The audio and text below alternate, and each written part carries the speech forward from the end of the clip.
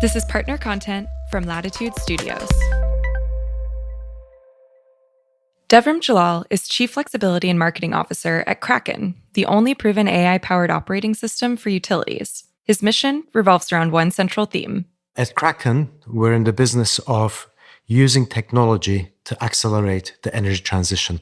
My role is to ensure that the system we build gives utilities and consumers the maximum possible output from existing infrastructure and devices that they own. That means making the most of infrastructure such as poles and wires, as well as consumer technologies, including EVs, solar panels, and batteries. But it also means thinking about the intellectual framework for the energy transition. And recently, he's been learning lessons from the past. I'm trying to learn how things developed in other industries and to see how we can apply those to electricity. And transportation was an interesting one. One question that Devrim is exploring: why have transportation and electricity taken such radically different innovation paths? The answer begins in the mid to late 1800s. That's when, in 1882, Thomas Edison opened the first commercial power plants in London and New York, right around the same time that the first major train stations and commercial automobiles were being built. When I take a step back and look at a little bit holistically, structurally they look very similar in those days. Both were structured the same way topographically: a series of central hubs with spidery networks coming off them, transmission and distribution networks for energy, and main and local train lines and roads for transportation. But then I started looking at how things change, and that's where you start seeing some major differences between the two. Over the course of the 20th century, even before the rise of the internet, transportation became increasingly decentralized and intelligent, with a lot more actionable data and dynamic pricing. You got telemetry through camera systems to say, there's a congestion here, and panels to display back to drivers saying, to your next exit, you will have to wait X amount of time, or you will encounter congestion at a certain point. It allowed it to give preferential routes for people that had more passengers in their cars. As the world became more digitally connected, new services were built to manage congestion and the driver experience. You had cameras on main arteries coming into London that would read the number plate and say, you've just entered the congestion area. I've read your number plate, I know where you live, and I'll send you a bill to your home or to your mobile phone.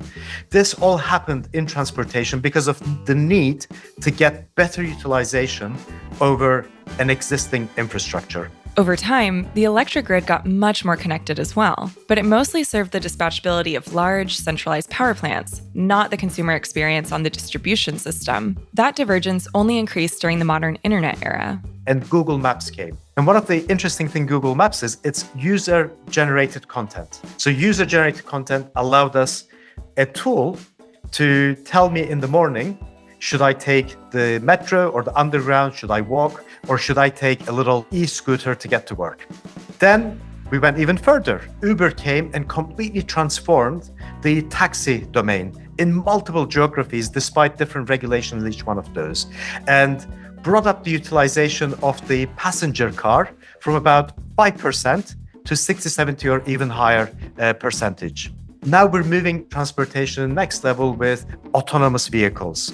When I look at electricity, we've just left the Victorian era and we've got a long way to go.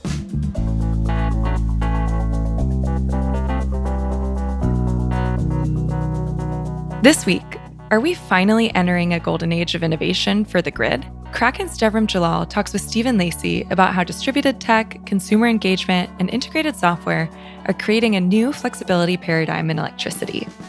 Can utilities capture the same magic that has transformed transportation? So, what do you see happening right now along the electric grid that leads you to believe that we are going to catch up with the acceleration that we saw in transportation? In some of the work that we've been doing, we're seeing some incredible results that consumers are willing to participate. So we've got two dimensions here that we need to change. One is market structures. So we need to work closely with regulators, and we've been doing so to open up the possibility to engage consumers with the energy system so they would allow us to decide when is the best time to charge their cars or how to use their batteries at homes to maximize the benefit to the grid. I'll give you 3 use cases why I'm feeling quite excited about this. And first one of those was a group, Octopus Energy Group in this case, we wanted to prove that NIMBYism was something that we can actually help people get over. And to prove that, we actually went out and bought 2 wind turbines in rural areas that already existed. And we said to people in the vicinity of those wind turbines, these are your fans. If you subscribe to them and they're rotating, you'll get a discount on your electricity. If they're rotating really fast, you'll get a bigger discount on your electricity. They were massively oversubscribed immediately. So we opened up the proposition to the whole of the island, and now we've repeated it in Germany and other places and said to people, would you like to have a wind turbine in your backyard if you were to drive a tangible benefit from it? And the answer was overwhelmingly positive. In the UK, we had over 35,000 applications in a very, very short amount of time. The other signal to that is they actually changed their behavior significantly. And they engaged to do that. So we started publishing 48-hour wind forecasts to these people so that they can schedule their lives around when was their electricity going to be cheaper. Those apps publishing had over 80% constant engagement rate and significant shift in their loads, which tells to me consumers are willing to participate. We just need the market structure to incentivize them properly. The second one was something called saving sessions. And again, we work closely with our regulator in the UK, used to be National Grid, now it's the National Energy System Operator. And we engaged them and said, look, with the energy crisis as a result of Ukraine, we're going to have an expensive winter. And during that winter, if we rely on gas and coal especially, prices will go up, so affordability will go down. Instead of calling on these power plants to operate, why don't you come to us and we'll ask our consumers to use less electricity, reducing demand per generation. That produced over 1.5 million customers, almost 40% of those who were eligible to actually participate in programs that were based on a signal to them they had saying, hey, tomorrow at 4 o'clock, we're getting into a congested period. Normally, you would have used, I'm making numbers up here, but 2 kilowatt hours of electricity during that period. If you reduce that, the money that would have gone to a coal-fired power plant will come to you. And we had 1.5 million customers engaging and earning about 15 million pounds. Or let's say $22.5 million. The money per consumer wasn't that big. It was $15 to $20 per consumer on average. But the willingness to participate, to have an impact, we were effectively shifting load from what would have been the most carbon intensive periods to others, purely by customers saying, yes, I will help. Those are such great examples. And I think more evidence that behavioral demand response really works, that you can get a lot of capacity out of consumer participation. So what's next? What comes after we've proven all of that? So with behavioral response, you ask consumers to do something. And we've seen they're actually doing it. But even better is if they don't have to do anything. And in this case, what we've been doing for a little bit over 3 years, actually coming up to 4 years now, since January 2022, is saying to consumers, you may have an electric vehicle or a battery or heat pump. Here's a tariff, a product for you to sign up to with using a mobile app. Then register your device. And I'll explain the electric vehicle example in this case. So register your electric vehicle and or your charger with us. Give us control to decide on your behalf when to charge your car. Give us permission. But tell us, what would you like us to do for you? It's a strange question for a utility to often ask for a customer.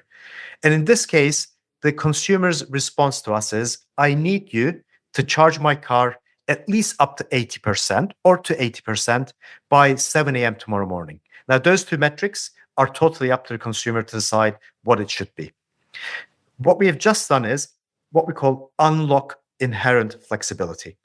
Because the utility who has access to that kind of mechanism has just unlocked a 9 to 14 hour period, the time when the consumer gets home till when they need their car ready by, to do typically 2 to 3 hours of charging 2 to 3 times a week. The utility can then take that information and say, look, you've given me your metrics. Based on this, I'm going to find the cheapest periods of electricity, which also happen to be when renewables are in abundance. I'm going to look at the state of the network and choose the time when it's not congested. So we're not having to upgrade it all the time, which is expensive, but give the consumer what they want. That tariff went live January 2022 with 811 Tesla drivers on it. They were the Tesla drivers that came from the alpha and beta phases. Without any marketing today, the tariff has exceeded 300,000 customers on it. The net promoter score is 20% higher than the next best in class. And next best in class isn't a bad thing. It's another really popular tariff. The churn rate on the tariff or program is 0.5%. And that includes people who leave the country or sell their electric vehicle. And that to me that's absolutely nirvana. It's what I call the self-automated, self-healing system. That once you unlock the flexibility, the trader or the system operator, depending on if we're working on a vertically integrated region or a competitive one, could set up an initial schedule, but things might change. I may suddenly have a wire trip somewhere and I have a congestion, or I won't be able to charge those cars during that period. Or electricity prices might spike when I thought I could charge cheaply. It gives me the ability to, in real time, respond and push the demand on the grid to different times and different locations. And to me, that's the future of where electricity should be heading. Yeah, and so now you're not just talking about positive grid outcomes, but a broader positive business outcomes as well. And do the utilities value those business outcomes? Are you seeing them understand? Certainly, we've seen this language change from thinking about ratepayers as electricity off-takers and more as actual consumers with needs and wants and preferences. Is that cultural shift really translating inside the business of utilities that you're working with? Yes, it is. And what we're seeing is a number of different drivers. There are some utilities with a burning platform who need to do something. And this is an incredible tool to have to start solving your generation issues, your network issues. The second class is they want to be leaders, to forge ahead, to innovate, and use that as, especially in competitive markets, as their competitive advantage to win with consumers. And regulators who are basically starting to see this as a viable, if not better tool to manage the grids with.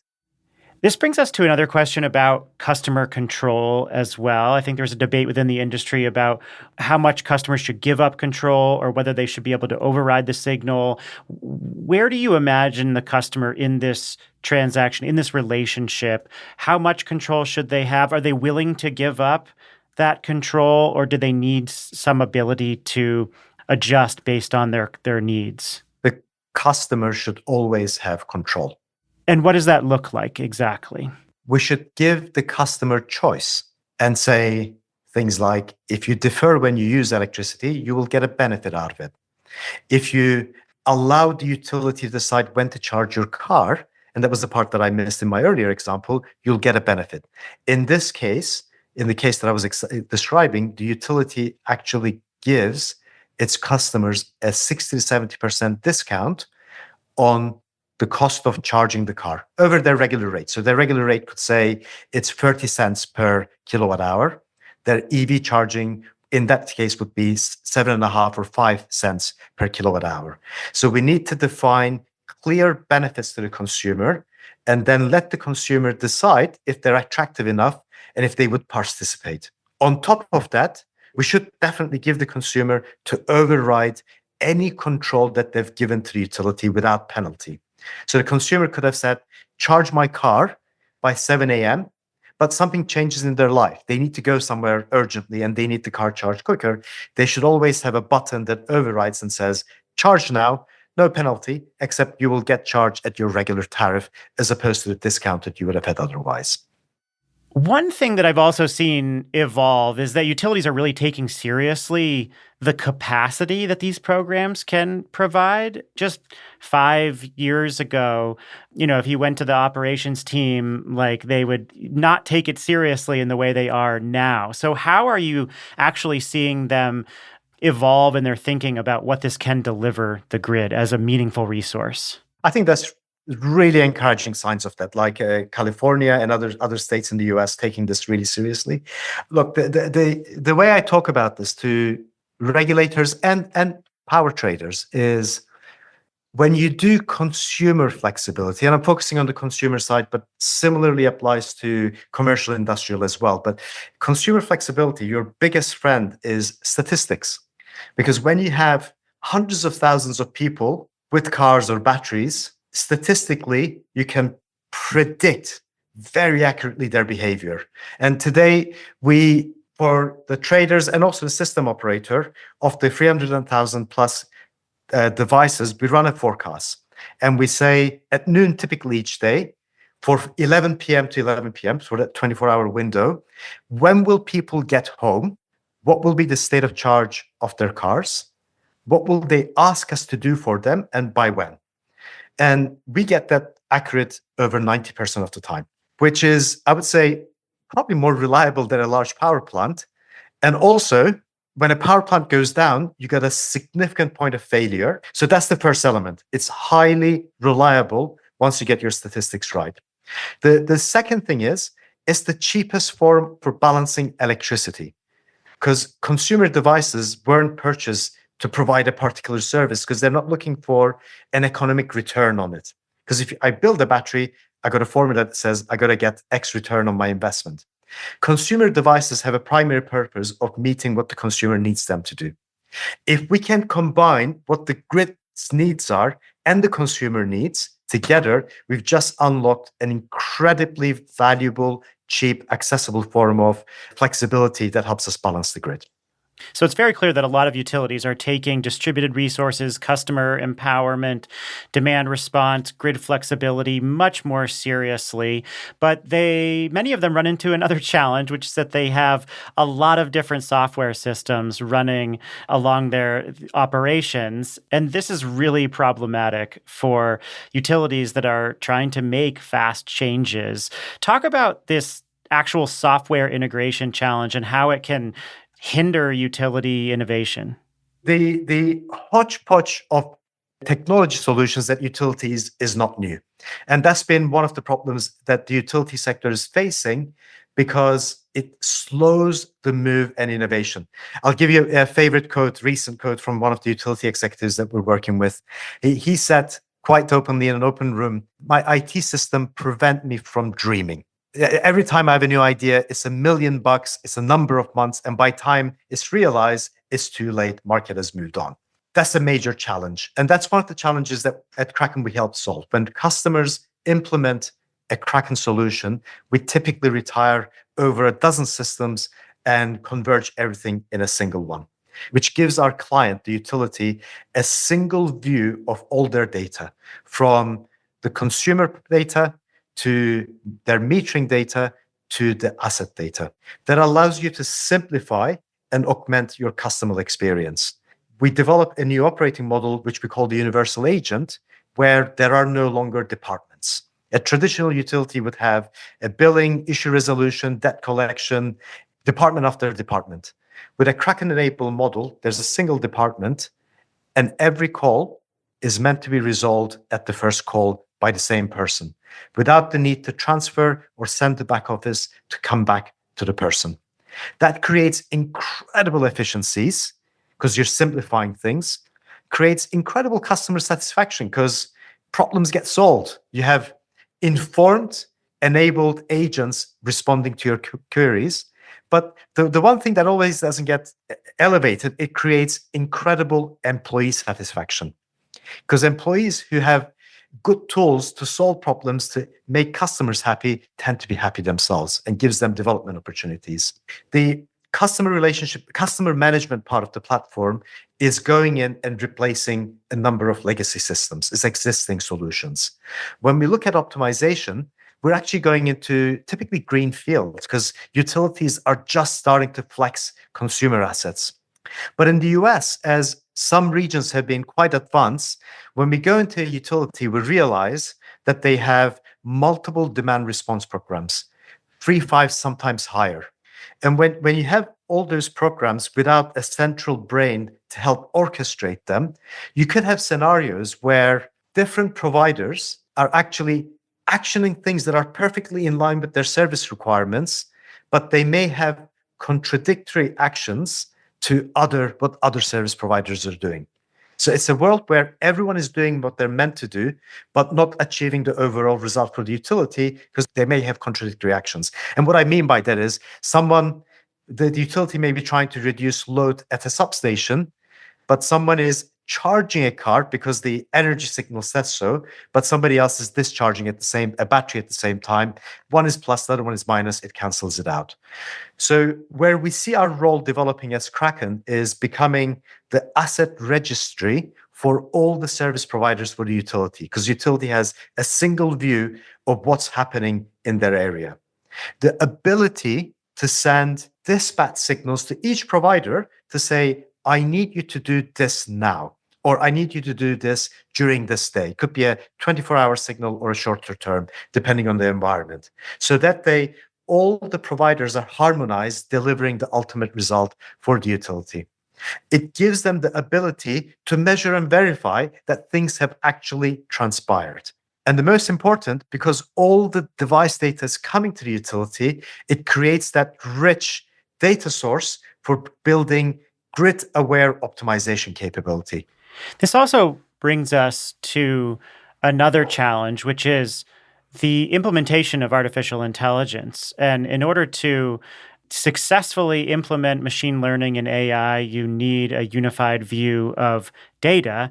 And so with these disparate systems, they're not able to access the data in these silos in order to create an AI that actually functions well. So I guess the question is, how are you actually using machine learning or AI in the platform? And how does it give you the opportunity to layer on additional AI capabilities inside a utility? So I was at an event in Germany yesterday, and we're talking to some incredible new startups. We're talking about deploying AI for utilities, and they were talking mostly from a forecasting perspective, forecasting generation, forecasting demand, forecasting grid congestion. And one of the brilliant mindset, that 80% of what we do is data cleansing, bringing data together, piping it, and doing it over and over again. And then once they do that, they have 20% of their energy goes actually doing the really imaginative stuff. With Kraken, the data is there. And the way we've deployed it is in a number of different parts of the platform. So on the customer side, we have developed a tool which we call the AI augmented communication capability. The tool, using large language models, looks at a customer's full history with Kraken. And this could be any utility using Kraken. It also looks at anything that may be happening at time, looks at our blogs, regulation. At the first step, if a customer query comes in and everything is transcribed, they could have written an email, message, or it could be a transcribed voice. And it summarizes it for the energy specialist to quickly see what has happened and what the customer is really asking for. And at that point, it gives the energy specialist the ability to ask AI to respond to that. And it devises an email, which then the energy specialist could go and edit, and it learns from the style of the person. So it's writing actually in the tone of voice of that person.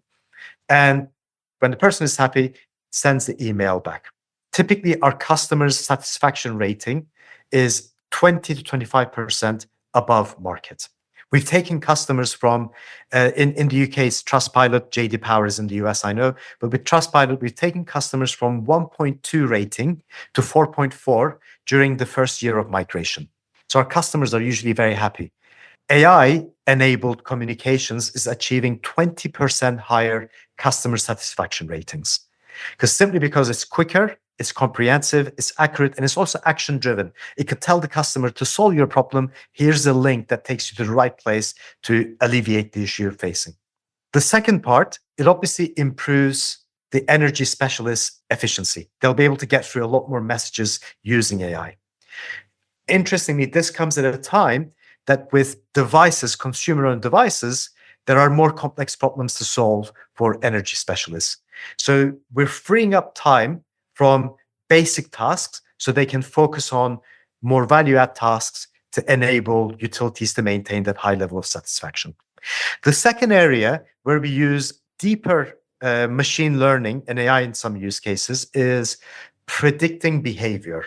So of the 300,000 so consumers with devices, we have an algorithm that helps us forecast their behavior. It tells us when will they get home, what will be the state of charge of their cars, what will they ask us to do for them, and by when. So we're able to use machine learning to forecast those parameters with over 90% accuracy. That gives the system operator an incredible tool because it could say to us, oh, that looks interesting. Here are my problems that I'm trying to solve. It could be a congestion problem in a certain area. It could be balancing energy, maximizing renewable generation. Then we take that constraints they've given to us, we look at the profile of what we can flex and come up with a charging behavior that can meet all the challenges, but also give the users or consumers what they had asked for in the first place. And that's an algorithm that's been running for 3 years now and constantly improving its capability. So we started this conversation talking about why transportation and electricity systems diverge so much over the course of history. And I wonder, now that we have this sophisticated real-time data in the transportation system, how close do you think we're getting to that in the electricity system today? Are we finally going to see those two systems converge? Well, electric vehicles are actually forcing us to converge them. But yes, I'm very hopeful, especially as we start building capabilities like grid-aware optimization by pulling the data from electric vehicles, heat pumps, batteries, meters in real time, by monitoring generation, which the large-scale generation is relatively well monitored. The transmission is relatively well monitored, but building that last stage of monitoring in the distribution grid. And AI now, the sudden prevalence of large language models, making it available to utilities and tech providers like us, will give us the tools to build a system that's at least as good as transportation works today, but hopefully significantly better. Devrim, this is a fascinating look at history, the future, and everything in between. Really appreciate it. Thank you. No, thank you. It's been fun. Devrim Jalal is the Chief Flexibility and Marketing Officer for Kraken. Kraken removes the outdated siloed tech that's holding back most utilities. Their unified operating system streamlines and enhances operations, meaning happier teams and happier customers for a fraction of the cost. Join leading utilities across the globe and redefine the sector with Kraken. Click the link in the show notes or go to kraken.tech to learn more.